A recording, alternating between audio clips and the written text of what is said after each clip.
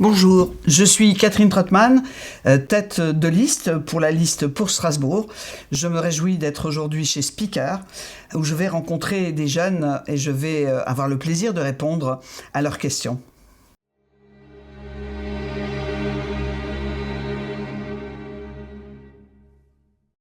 Bonjour à tous, bienvenue dans Speaker Podcast. Nous sommes en compagnie aujourd'hui d'Ibrahim. Joseph Magurani. Et comme invité aujourd'hui, nous avons Catherine Trottmann. Catherine Trottmann, candidate du Parti Socialiste pour les élections municipales de Strasbourg 2026. Dans notre programme, vous présentez le pouvoir de vivre, pas seulement le pouvoir d'achat. De nombreuses mesures sociales sont mises en avant, ainsi que différentes priorités. Mais pour notre podcast, nos deux axes principaux seront la jeunesse et les quartiers. Nous allons commencer dès maintenant avec nos premières questions. Bon visionnage. Pourquoi avoir choisi de revenir maintenant ? Qu'est-ce qui motive votre candidature aujourd'hui ? D'abord, je ne suis pas une revenante. Je n'ai jamais quitté le travail municipal et mon mandat pour Strasbourg et pour les Strasbourgeois. Pourquoi je reviens ? Parce que la situation est difficile, parce qu'il faut avoir de l'expérience pour pouvoir redresser une ville qui a ses finances en berne, qui peut, malgré cette situation financière difficile, aussi avoir des projets et surtout remobiliser la population. Et j'ai décidé de remettre Strasbourg en mouvement par le sport et par la culture. Merci beaucoup. Merci beaucoup. Vous avez eu 2 mandats auparavant, en 89 et en 97, ainsi qu'en 2000 et 2001. En quoi votre expérience passée est-elle un atout face aux défis actuels de Strasbourg dans les quartiers ? Alors, c'est un atout d'avoir eu l'expérience qui a été la mienne, parce que j'ai transformé Strasbourg profondément dans le doublement de l'espace piétonnier dans la grande île, en réalisant le tramway. Le tramway, nous l'avons réalisé avec aussi la participation de personnes handicapées. Pour moi, c'était extrêmement important que mes amis handicapés puissent être associés à la conception d'un matériel innovant, avec un plancher bas, avec la hauteur, par exemple, du bouton qui a été calculé pour quelqu'un qui était en chaise roulante. Et donc, j'ai voulu vérifier que quand on prend une situation de handicap, en fait, ce que l'on peut faire dans l'innovation sociale peut servir à tout le monde. Je n'ai jamais accepté de baisser les bras devant la difficulté. Et donc, je pense que, il faut redresser la ville, bien entendu, mais il faut le faire avec les gens, il faut les associer, il faut qu'ils puissent participer, décider. Ils m'ont dit qu'ils n'étaient pas assez écoutés et pas assez respectés. Et donc, c'est ce que je veux faire, puisque j'ai cette expérience aussi, y compris avec les jeunes, avec le conseil de jeunes que j'avais créé. C'est au fond de m'appuyer sur la vie des habitants, sur leur expertise d'usagers et sur leur opinion. Ça permet d'avoir une action plus juste dans les politiques publiques et d'avoir aussi un dialogue, mais aussi un contrôle en quelque sorte. Le citoyen n'est pas seulement appelé à voter, il est là aussi pour juger. Et du coup, pour rebondir sur tout ce que vous venez de dire, comment souhaitez-vous renforcer le dialogue avec les habitants, notamment dans les quartiers ? Alors, pour renforcer le dialogue avec les habitants, ce qui est vraiment la première demande, ça a été de dire on souhaite retrouver des interlocuteurs qui soient sérieux, qui puissent répondre. Donc, nous souhaitons remettre en place des adjoints de quartier qui sont donc des personnes qui seront dotées d'un pouvoir d'initiative, d'un pouvoir de décision. Nous proposerons sur les sujets que choisiront les habitants des votations citoyennes dans l'année, chaque année, pour que tous les habitants puissent se prononcer. Je prends 2 exemples. Un exemple qui est la question des mobilités. Donc là, on a eu beaucoup de participation critique contre un projet qui était un projet de tramway, le tram Nord. Moi, ça m'a vraiment beaucoup déçu de voir que, en fait, l'équipe sortante n'était pas à même de faire un bon projet. Tant mieux s'il a été retoqué, comme on dit, parce qu'il valait mieux ne pas engager un projet qui ne répondait pas aux bons critères.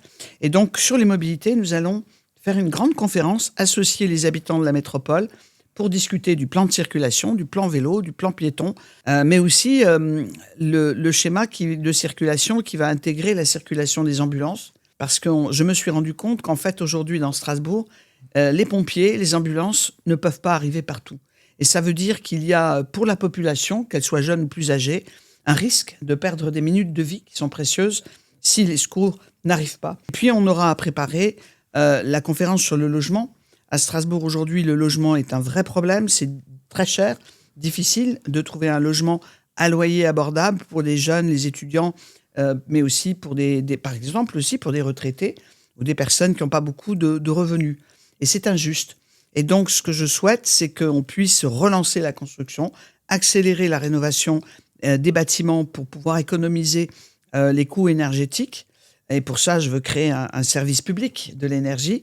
Et ça aussi, et j'inviterai les habitants à se prononcer. Merci beaucoup. J'aimerais revenir sur ce que vous avez dit par rapport au transport et au déplacement. C'est encore un problème qui est assez persistant à Strasbourg. Comment voulez-vous que ce transport, que ce soit en commun ou les automobiles, soit accessible à tous? Que ce soit pour les personnes en précarité, les personnes en situation de handicap, comme vous l'avez dit, ou encore les personnes âgées et les jeunes.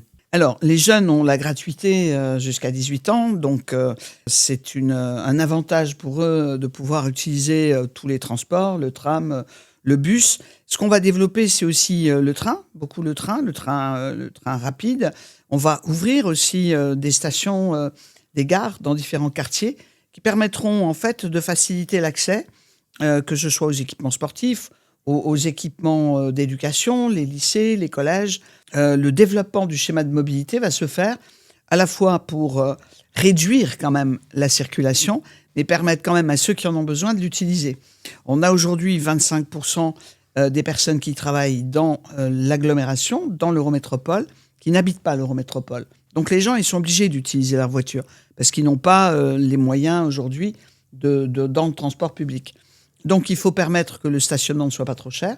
Donc on veut baisser le coût du stationnement. Profiter aussi de l'occasion pour avoir un plan de sauvetage du centre-ville qui permet à la fois d'utiliser le transport public moins cher, mais aussi de se garer avec une demi-heure gratuite de stationnement.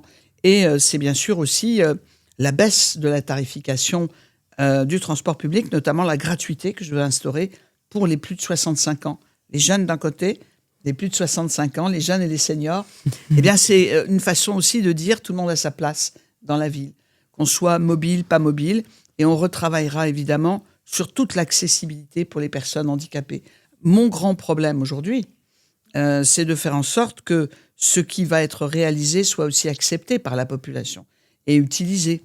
Par exemple, les pistes cyclables. Je suis pour une ville cycliste. Et du temps où j'étais en responsabilité, nous avons développé le vélo à Strasbourg, jusqu'à être la première ville cyclable de France. Mais aujourd'hui, on construit un peu les pistes contre la voiture, contre les habitants. Et donc, c'est un peu trop. Et il faut que chaque personne soit en sécurité, surtout ceux qui sont et celles qui sont piétons ou piétonnes. Le penser aussi, peut-être que Speaker pourra se mobiliser dans les discussions sur l'aménagement de l'espace public accueillant pour les jeunes. Ça pourrait être à venir. Par exemple. Merci beaucoup pour avoir écouté nos questions. Différents intervenants vont devoir nous substituer car ils ont d'autres questions à vous poser. Madame Troutman.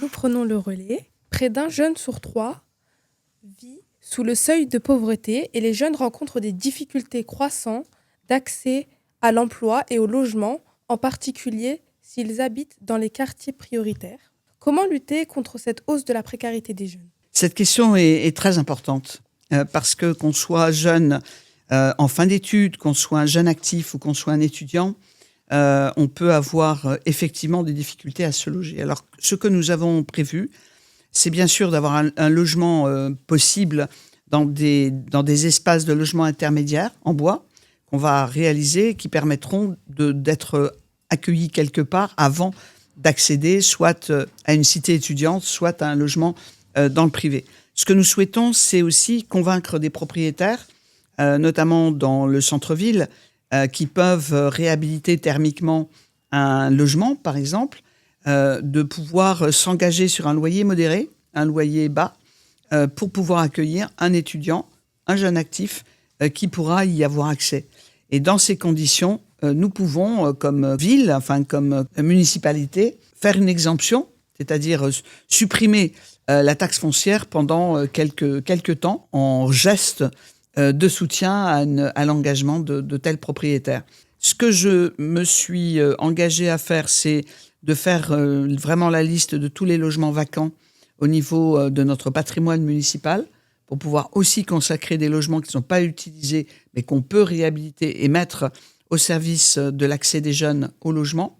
Je cherche en ce moment et j'ai déjà trouvé des investisseurs qui pourraient nous accompagner dans cette politique du logement. Je souhaite aussi accompagner les jeunes qui sont dans la situation de précarité de la santé par une mutuelle municipale, c'est-à-dire par une couverture qui permettra aux jeunes d'être correctement protégés et remboursés en cas de soins.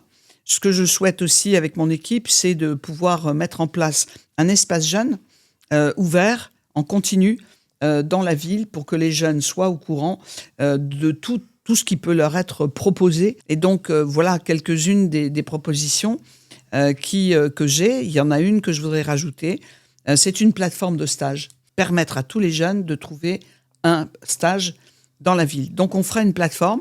On va motiver et mobiliser tous les acteurs de l'économie à Strasbourg pour leur demander et pour les motiver à accueillir des jeunes stagiaires. C'est que les jeunes aient le contact le plus tôt possible avec des métiers, avec des cadres professionnels qui leur permettront de pouvoir mieux choisir et mieux se déterminer sur leur métier futur. Quelle importance accordez-vous à la culture, au sport et aux loisirs dans les quartiers ?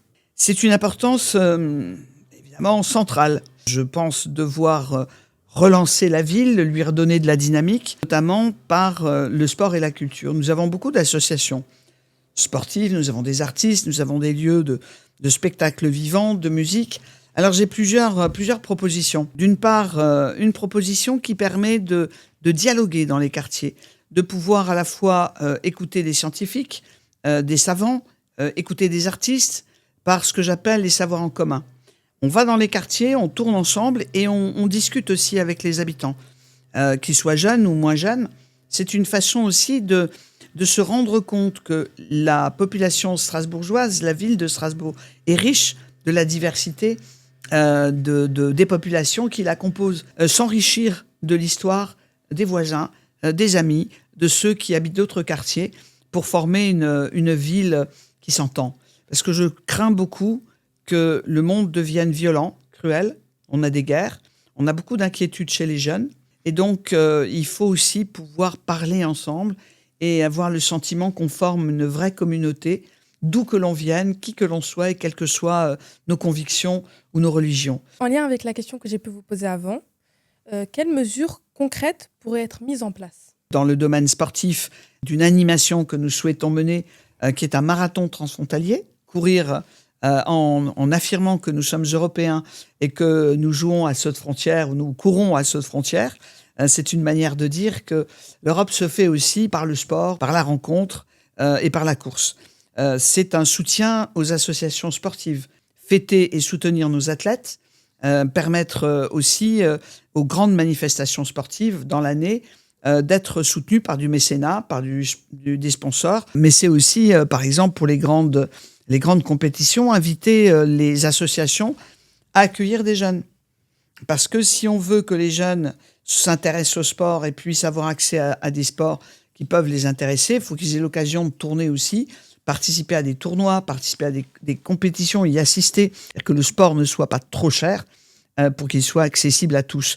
Dans la culture, c'est évidemment l'éducation culturelle et artistique dans les écoles, qui permet aussi aux élèves de rencontrer des artistes, de savoir au fond quel est l'art d'un danseur, quel est l'art d'un vous connaissez un speaker, l'art de la parole, hein, voilà. Et donc le théâtre ne vous est pas étranger. C'est très important qu'on entende la voix des Strasbourgeois. Et dans les saisons culturelles que nous voulons organiser, comme par exemple le printemps des festivals qui va intégrer les cultures urbaines, c'est-à-dire les musiques, le dessin, les fresques. C'est des moments qui sont des moments ouverts aux jeunes, qui sont des moments festifs et des moments d'apprentissage. Et il y a un moment aussi où j'aimerais bien associer la jeunesse, c'est le moment de ce que j'appelle les journées enchantées. Pourquoi enchantées ? À cause du chant. Parce que le chant est le premier instrument. La voix, c'est le premier instrument qu'on a dans son corps. Et donner de la voix, si Strasbourg doit donner de la voix, elle le fera par les chorales, par le chant, par la possibilité aussi que les jeunes se produisent sur des scènes et proposent les musiques et les chants qu'ils aiment. Donc pour clore cette interview, j'ai le bonheur donc de vous donner la dernière question. Comment pourriez-vous donner envie aux jeunes de s'engager et de voter ? D'abord, je suis persuadée que les jeunes ont besoin de confiance. Et les motiver pour aller voter, c'est pas essayer de leur mettre dans la tête une idéologie qui ne leur parle pas. c'est de pouvoir les associer. C'est de pouvoir montrer que quand ils contribuent à la décision, ils transforment aussi la ville. Aujourd'hui, les jeunes sont motivés par des causes de solidarité, l'environnement, le climat. Et donc, il faut travailler avec eux sur ce qui les motive, pouvoir réaliser aussi des projets, parfois un peu fous, de voyage, mais aussi de mobilisation. C'est ça, je pense, qu'on peut faire avec eux, et c'est ce qui va les motiver le plus, me semble-t-il. Oui. Mais c'est à eux de le dire. On remercie Catherine Trottmann pour sa présence et le temps qu'elle a pu accorder à cette interview. On remercie également l'équipe autour. Et c'était Speaker Studio, spécial élection municipale Strasbourg, avec Catherine Trottmann. Merci. Merci à vous deux.